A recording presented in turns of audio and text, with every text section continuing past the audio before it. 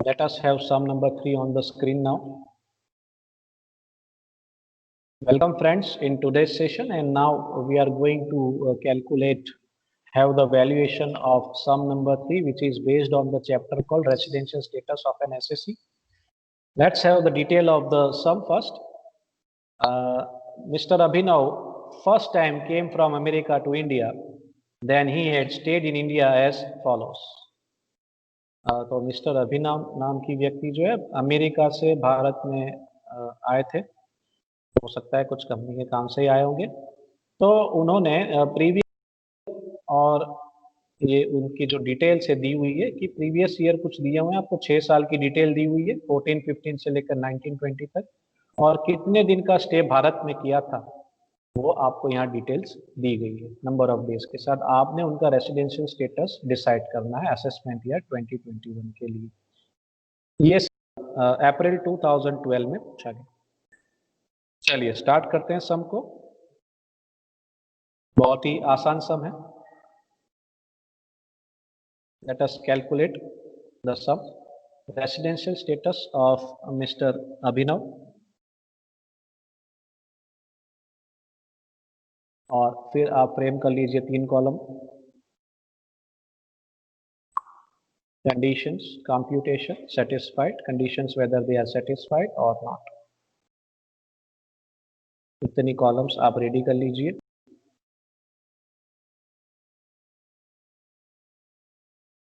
फिर हम सबसे पहले बेसिक कंडीशंस पे आते हैं दोस्तों। बेसिक कंडीशंस में हेडिंग क्या होगी हमारी? Conditions for resident. ये बंदा रेसिडेंट इन इंडिया है या नॉन रेसिडेंट इन इंडिया है, ये डिसाइड करना है। तो इसके लिए 2 बेसिक कंडीशन है, उसकी अब हम चर्चा करेंगे 1 बाय 1। पहली कंडीशन लिख लेते हैं कि कम से कम 182 डेज का स्टे होना चाहिए, उससे ज़्यादा हो तो चलेगा। प्रीवियस ईयर 1920 में उससे कम नहीं होना चाहिए। विदेशी बंदा भारत में आ रहा है रहने के लिए, ये माइंड में रखना आप। कितने डेज का स्टे है उसका 1920 के ईयर में? Sir 95 days. तो ये कंडीशन जो है सर सेटिस्फाई नहीं हो रही है, तो हम यहाँ पे लिखेंगे सर नॉट सेटिस्फाइड। चलिए अगली शर्त पे चलते हैं। अगली शर्त क्या है सर? सेकेंड बेसिक कंडीशन में 2 शर्तें हैं। 60 डेज और more in previous year 1920 plus 365 days in 4 preceding previous year 19। तो दूसरे में 2 शर्तें, दोनों टैली होनी चाहिए तो यस आएगा। दोनों में से एक टैली हुई एक टैली नहीं हुई तो नो आ जाएगा। ये दोनों यहाँ एंड लिखा है, यानी प्लस 60 डेज प्लस 365 डेज, ये दोनों टैली होनी चाहिए। तो पहले 60 डेज वाला चेक कर लेते हैं, क्या उसने 60 डेज का स्टे किया है 19-20 के साल में? सर 19-20 के साल में सर 95 डेज का स्टे है, यानी ये कंडीशन सेटिस्फाइड, डेज वाली डनाडन सही है। दूसरी बेसिक कंडीशन क्या है? सेकंड में सेकंड क्या है सर? 365 डेज का स्टे होना चाहिए पिछले 4 सालों में, और पिछले 4 सालों में 19-20 को हम इग्नोर करेंगे।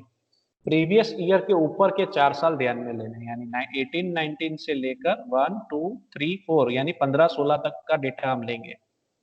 चलिए तो उसका कैलकुलेशन ले लेते हैं यहाँ पे। तो 18-19 से लेकर 15-16 तक का डेटा अगर हम ध्यान में लेते हैं, 75 डेज, 100 डेज, 160 डेज, 140 डेज, तो टोटल डेज कितने हो रहे हैं पिछले 4 सालों में? 475 days, which is more than 365 days. पिछले 4 सालों में 365 डेज से ज्यादा का स्टे होना चाहिए, या इतना या उससे ज्यादा।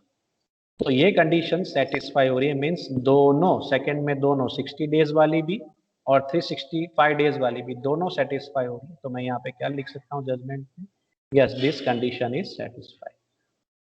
तो यहाँ हम जजमेंट कैसे देते हैं कि अगर दोनों में यस आता है then the person is resident, एक में नो एक में यस आ जाता है then mister Abhinav is resident, दोनों में नो आ जाए तो mister Abhinav is non resident in India. इस तरीके से जजमेंट होता है। तो एक में ना है तो हम, जैसे हमने पिछले सम में सम नंबर 2 में जजमेंट दिया था, सेम पैटर्न का जजमेंट क्या आएगा? Mister Abhinav has fulfilled 1 basic condition, so he will be treated as resident.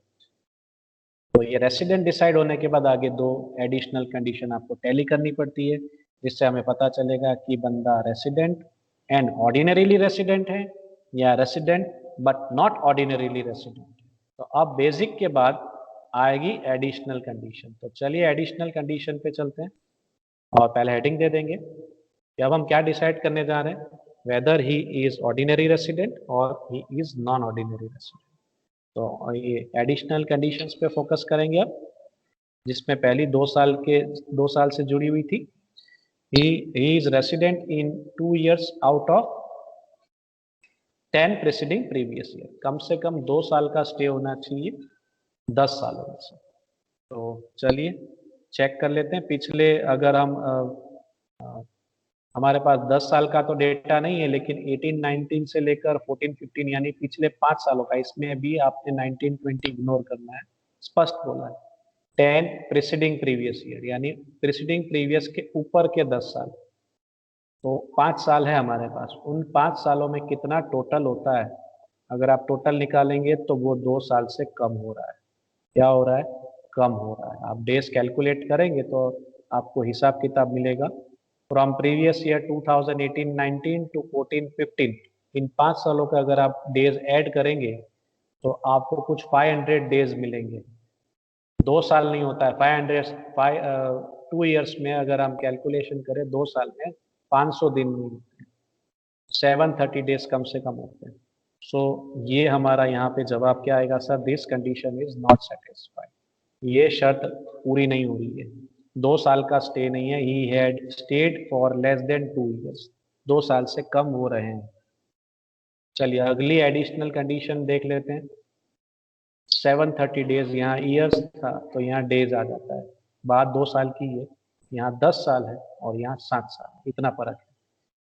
तो यहाँ 730 डेज हम कैलकुलेट करेंगे और क्या 7 सालों में, पिछले 7 सालों में 730 डेज का स्टे है प्रीसीडिंग प्रीवियस ईयर यानी 19-20 के ऊपर के 7 साल। तो वही 18-19 से लेके 14-15 तक का 5 साल का डेटा आपने ध्यान में लेना। तो हमने तो ऊपर देख ही लिया था कि 18-19 से लेकर 14-15 के डेज अगर आप प्लस करते हैं 75, 100, 160, 140, 25, तो it is exactly 500 days with in 5 years। तो 5 सालों में कितना स्टे किया? 500 दिन का स्टे किया है। तो 730 तो नहीं है ना, उससे ज्यादा है। तो ये शर्त भी पूरी नहीं हो रही है, तो जजमेंट क्या आएगा? Not satisfied, not satisfied.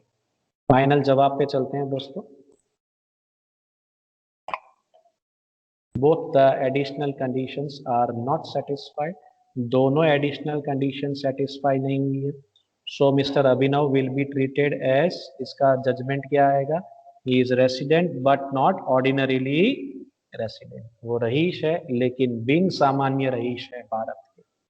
तो इस तरीके से आपने जजमेंट देना है। देखिए दोनों में अगर सेटिस्फाइड होता यानी कि यस आ जाता तो मेरा आंसर क्या होता दोस्तों? रेसिडेंट एंड ऑर्डिनरीली रेसिडेंट, ये जवाब होता। रईस है, सामान्य रईस है भारत की। एक में यस होता, एक में नो होता, ऐसा होता तो मेरा जजमेंट यही होता, resident but not ordinarily resident. यहाँ पे ऐसा है, अगर एक में हाँ है एक में ना है तो ना है, नॉट ऑर्डिनरी रेसिडेंट है। दोनों में यस आ जाए तो ही ऑर्डिनरी रेसिडेंट। खास ध्यान रखिएगा, एक में नो एक में यस, या दोनों में no means he is not ordinary resident. तो इस तरीके से आपने वैल्यूएशन करना है दोस्तों।